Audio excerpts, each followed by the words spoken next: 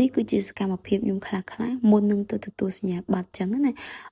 បើដំបូងឡើងខ្ញុំចាប់ផ្ដើមរៀបការអាវរៀបអីហើយកញ្ចក់នេះគឺទុំធ្វើហើយចឹងណាចាប់ផ្ដើមរៀបការអាវហើយក៏ខ្ញុំចុះទៅផាត់មុខនៅខាងក្រោមយីទៅបានថតថងហ្នឹងឲ្យបងមើលទេហ្នឹងហើយហើយមូសក់អីតិចតួចចឹងទៅបន្ទាប់មកសទូមកខ្ញុំក៏ចាប់ផ្ដើមដល់កន្លែងទទួលសញ្ញាបត្រចឹងណាប៉ុន្តែពេលទៅដល់ភ្លាមគឺគេអត់ឲ្យខ្ញុំចូលភ្លាមទេគេឲ្យខ្ញុំឈរនៅខាងក្រៅរងចាំរៀងយូរដែរចឹងហើយខ្ញុំក៏ពាក់កៅអៅពាក់អីចឹងទៅជាមួយមិត្តភក្តិខ្ញុំចឹងទៅដាក់កកខាងក្រោយគឺពួកខ្ញុំដាក់អត់ត្រូវទេចឹងណាចឹងទៅក៏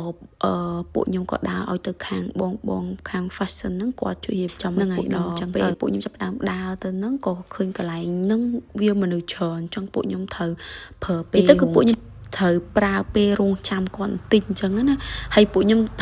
ពីរនាក់អញ្ចឹងពួកខ្ញុំត្រូវមើលឆ្វេងមើលស្ដាំដើម្បីឃើញបងខាងណាគាត់ទៅនេះខ្ញុំក៏ចូលទៅដើម្បីឲ្យពីរនាក់ខ្ញុំឲ្យជួយគាត់សេរីស្អាតអីចឹងទៅដើម្បីថតរូបអីមើលទៅវាស្អាតជាងរិះសាតែកសែងពួកខ្ញុំបងគាត់ខាងក្រោយនោះគឺវាញ៉ៃមែនតើហ្មងនិយាយទៅរងចាំថងនេះរៀងយូរដែរអញ្ចឹងណាបានឃើញបងគាត់រៀងទៅនេះទៅក៏ចូលខ្លួនទៅដើម្បីឲ្យគាត់សេរីកន្លែងកៅអៅនឹងហើយនឹងមុខអីឲ្យចឹងទៅហើយថងនេះកំពុងតែភ័យថាពេលតឡើងទទួលសញ្ញាបត្រដឹងត្រូវធ្វើមិនទេទៅគាត់សេរីមិនស្អាតដើម្បីឲ្យងាយស្រួលពេលដែលពួកខ្ញុំឡើងទៅខាងលើហ្នឹងកុំឲ្យមានការរបូតមុខឬក៏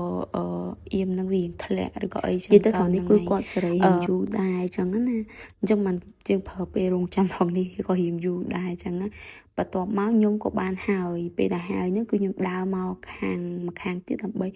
រងចាំដើម្បីចូលទៅខាងក្នុងព្រោះភ្លាមអញ្ចឹងគេតើយើងចូលទៅគេយើងឈរឲ្យគ្រប់យីទៅគ្រប់ដងឲ្យដល់ម៉ោងគេហ្មងឲ្យចូលអញ្ចឹងណាតាមពិតថងនេះត្រូវមានកន្លែងពួកខ្ញុំ